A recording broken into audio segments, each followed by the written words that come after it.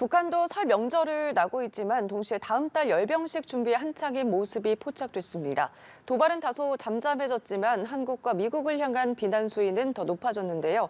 설 연휴 챙겨봐야 할 외교 안보 소식 짚어보겠습니다. 봉영식 연세대 통일연구원 전문연구위원 나와 계십니다. 어서 오십시오. 안녕하십니까. 네, 새해 복 많이 새해 받으십시오. 복 많이 받으십시오.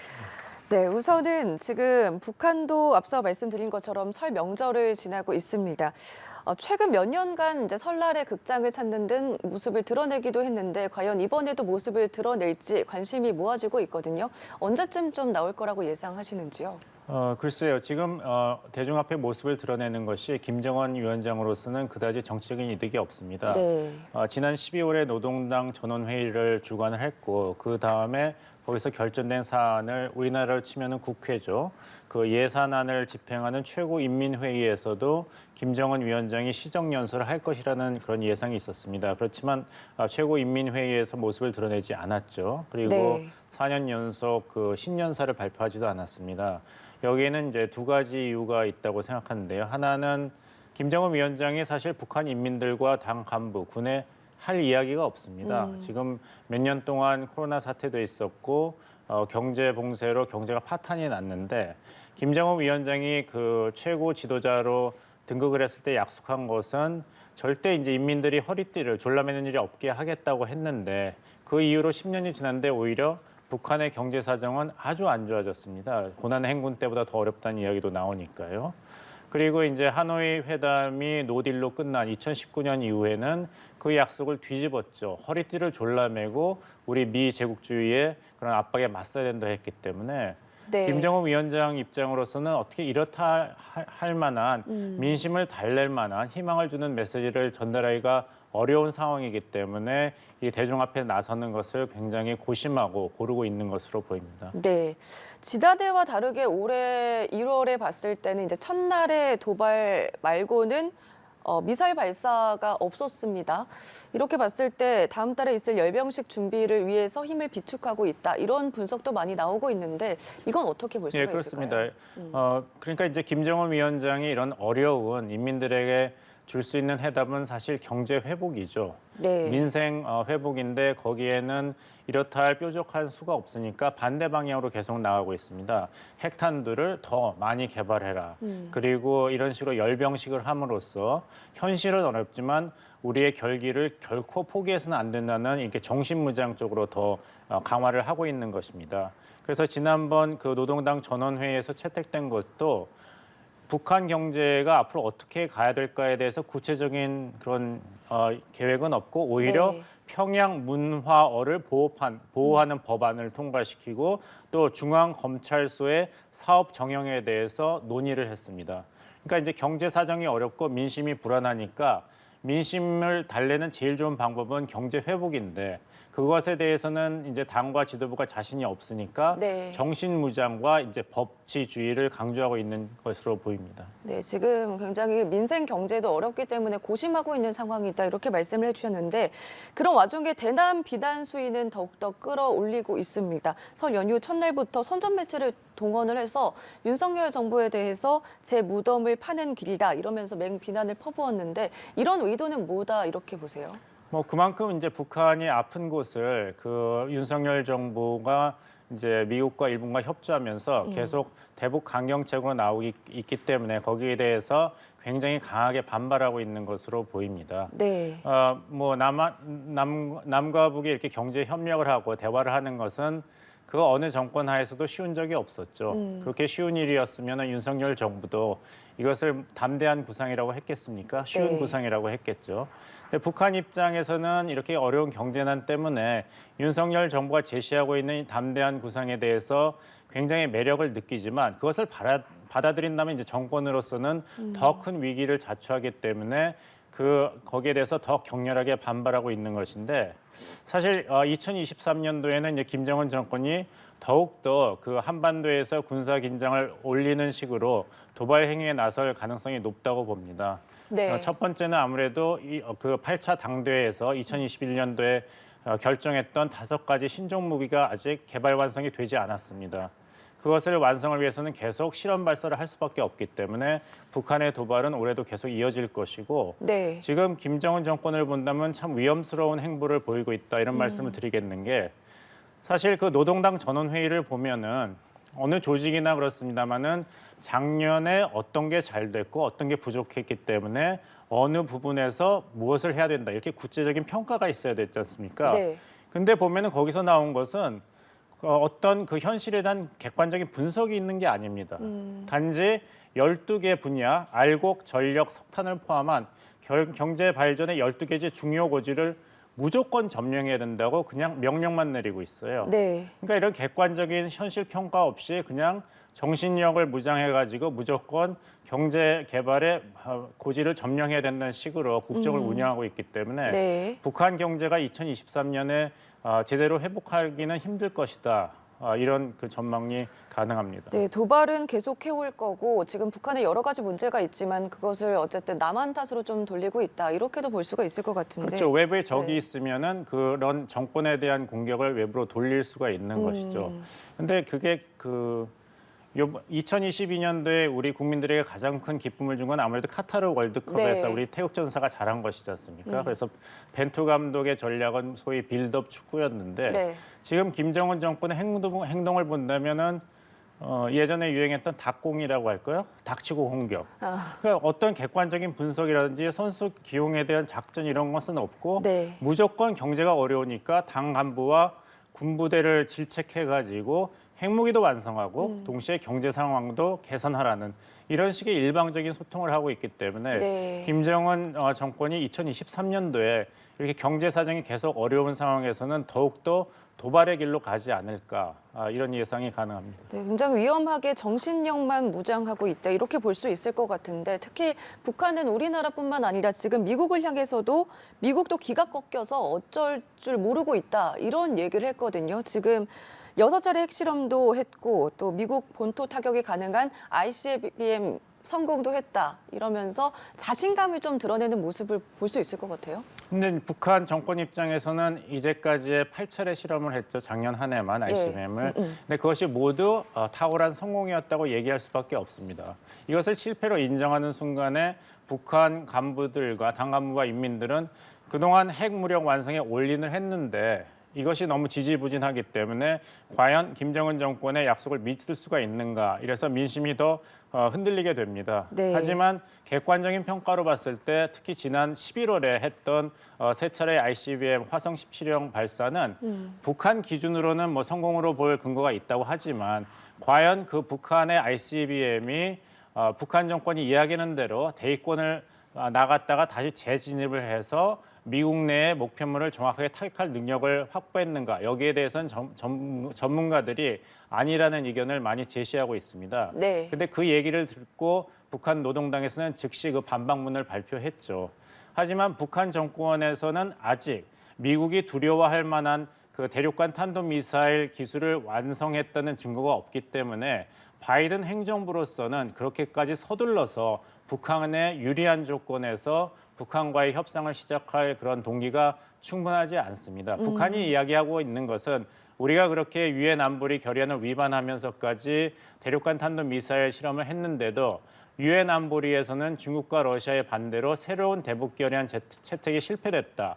그렇기 네. 때문에 미국도 기가 꺾였다. 이렇게 얘기하고 있지만 사실 미국, 일본, 한국도 중국과 러시아가 있는 유엔 안보리에서 새로운 대북 결의안 채택의 가능성이 높지 않다는 걸 이미 알고 있습니다.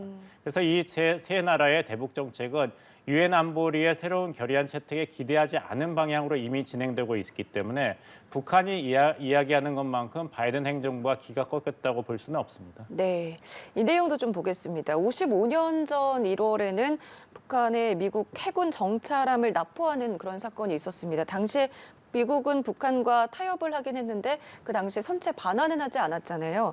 근데 최근에 미국 연방의회에서 선체 반환을 촉구하는 결의안이 발의가 됐는데 북한은 이에 대해서 또 영해를 침범을 하면 적의 영토를 통째로 없앨 거다 이렇게 협박을 했거든요. 이 사건에서 뭐 어떤 거를 조금 알아야 할까요? 북한이 그렇게 이제 강경한 입장을 미국에 대해서 표명하는 것은 어제 오늘의 일이 아닙니다. 특히 그 푸에블로는 북한에서 가장 자랑스럽게 생각하는 미국 제국주의자들에 대해서 공화국이 승리한 그런 상징으로 자리를 네. 잡았습니다. 박물관에 전시도 있고요. 그래서 한참 트럼프 정부와 북한 김정은 정권 간에 이런 정상회담을 준비할 때 미국 측에서도 요구하고 북한 측에서도 푸에블로를 미국에 반환하는 것을 어떤 그런 협상의 중요한 의제로 삼을 것이라는 전망도 있었습니다. 네. 그러니까 미국 의회에서도 이제까지 계속 지켜왔던 일반적인 입장을 다시 한번 확인한 것이고 북한 입장에서도 이제까지 취했던 자세를 다시 한번 확인한 것으로 볼 수 있습니다. 네. 그리고 지금 러시아 민간 용병 회사인 와그너 그룹이 북한의 무기를 받았다라는 의혹에 대해서 이의를 제기를 했습니다. 그래서 이제 백악관에서는 북한이 이제 러시아 와그너 그룹과 함께하는 그런 무기를 공유하는 모습을 포착해서 공개하기도 했는데 이게 사실로 이제 나오게 된다면 어떻게 국제사회가 대응을 해야 될까요? 일단은 이제 미국 정부는 와그너 그룹을 이제 국제 범죄 집단으로 이제 규정을 했죠. 그리고 우리 외교부 입장에서는 이렇게 북한이 그 유엔 안보리 결의안과 여러 나라의 단독 제재에 위반하는 식으로 무기류를 제3국에 수출하는 것, 여기에 대해서는 응징을 해야 된다 이런 입장을 표명했습니다. 네. 이제 와그너 그룹은 그런 증거 없이 그런 기소를 하는 것은 타당하지 않다 이렇게 항의를 하고 있는 차원인데 이것은 무엇보다도 북한이 2016년 동안 그리고 17년에 그 통과된 유엔 안보리 결의안 5개가 북한의 돈줄을 완전히 틀어막고 있기 때문에 북한이 지금 5개의 수출 품목 석탄, 광물, 수산물, 의료품 그리고 노동자 수출이 막힌 상황에서는 그 통치 자금을 확보할 길이 막혔습니다. 그래서 북한의 희망은 소위 이제 사이버 절도인 것이죠. 네. 다른 나라의 중앙은행을 사이버로 침범해가지고 돈을 탈취한다든지 아니면 가상화폐 탈취입니다. 근데 잘 아시겠습니다만 2022년에 국제시장에서 가상화폐의 가치가 폭락했지 않습니까? 그래서 2022년은 여러 가지로 김정은 정권에게 참 어려운 해였을 것입니다. 그래서 가상화폐 가치가 떨어지면서 확보했다고 생각했던 통치 자금이 생각보다 많지 않으니까 네. 북한이 러시아 우크라이나 전쟁을 빌미로 해서 다시 한번 노동자 파견이 안 되니까 무기류를 판매하지 않을까 이런 우려가 제기되었고 그래서 국제사회가 북한의 행동에 대해서 또 러시아와 북한의 접촉에 대해서 네. 계속 주시하고 있는 결과의 하나입니다. 네, 안보리에서도 이제 논의를 계속 하고 있는 상황인데 추가 제재 가능성에 대해서는 어떻게 보세요? 그러니까 다시 말씀드립니다만 유엔 안보리에서는 중국과 러시아가 비토를 사용할 가능성이 높습니다. 그래서 유엔 안보리에서 새로운 결의안 채택을 미국을 중심으로 계속 추진을 하겠지만 그것보다는 북한이 어떤 국제사회의 법 질서를 위반하는 행동이라든지 이전에 유엔 안보리 결의안을 위반하는 행동을 했을 때는 안보리에서 새로운 대북 결의안 채택도 추진하지만 각 국가가 독자 제재를 먼저 선호적으로 채택할 그런 가능성이 높고 그렇다면 아무래도 그 북한의 이런 가상화폐 절도라든지 사이버 테러에 대한 어떤 대책을 세우는 것이 그 첫 신호가 될 가능성이 높습니다. 네. 지금 북한에서는 미국을 적으로 이제 표시를 하면서 굉장히 강경한 메시지를 내놓고 있습니다. 이와 관련해서 지금 미국에서는 북한을 그렇게 우선순위로 두고 있지는 않은 것 같거든요. 지금 미국이 북한을 바라보는 관점은 어떻다 이렇게 해석할 수가 있을까요? 북한의 이런 핵무기 개발에 대해서 미국이 어떤 해결을 포기했다거나 네. 아니면 러시아, 중국 그리고 뭐 중동에 비해서 북한에 대한 우려가 우선순위에서 밀렸다 이렇게 보기는 힘들 것 같습니다. 왜냐하면 이 모든 아젠다가 미국의 국가안보 전략에서는 상당히 중요한 아젠다이기 때문에 어느 게 무엇보다도 우선순위에 있다. 이것은 어떤 상황에서 그것을 판단하냐의 문제로 보이게 되겠습니다. 네. 근데 바이든 대통령이 지난번 시진핑 주석과의 정상회담에서 다시 한번 강조를 했지만 북한의 이런 핵무기 미사일 개발에 대해서는 중국이 책임 있는 행동을 보여야 된다.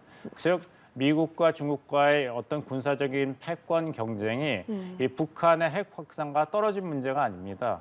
그러니까 중국이 책임 있는 국가로서의 면모를 보여준다면은 미국도 중국과 국제사회의 질서와 안정을 위해서 협조하겠지만 이런 북한의 행동을 중국과 러시아가 그냥 방치하거나 오히려 이걸 부추기는 행동을 한다면은 결국에 가서는 미국도 가치를 공유하는 국가들과 공동 대응을 할 수 없다는 입장을 계속 반복하고 있죠. 네. 그래서 북한에 대한 중국의 입장, 북한에 대한 러시아의 입장을 시금석으로 삼아서 바이든 행정부는 이런 세계 질서 개편에 대해서 중요한 정책을 취하고 있기 때문에 그런 면에서 본다면은 북한 핵 문제를 직접적으로 다루는 미국의 대북 정책도 중요하지만 큰 틀 안에서 미중 패권 경쟁이라든지 미국의 그 우크라이나 전쟁에 대한 입장도 이 네. 북한의 핵 비확산 노력과 밀접한 연관이 있다. 큰 틀에서 서로 연계가 돼 있다. 이렇게 말씀드리겠습니다. 네.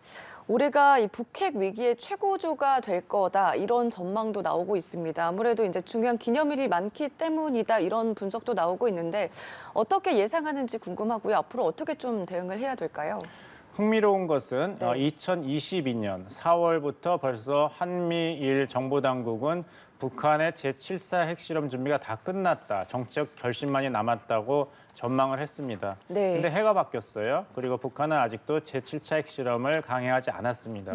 거기에는 다 이유가 있는 것이겠지만 첫 번째는 제7차 핵실험을 하더라도 네. 북한이 얻는 그런 전략적인 이득이 그렇게 많지 않았기 때문에 계속 그 카드를 가지고 있는 것이 더 유리하다는 판단을 김정은 정권이 했을 것입니다.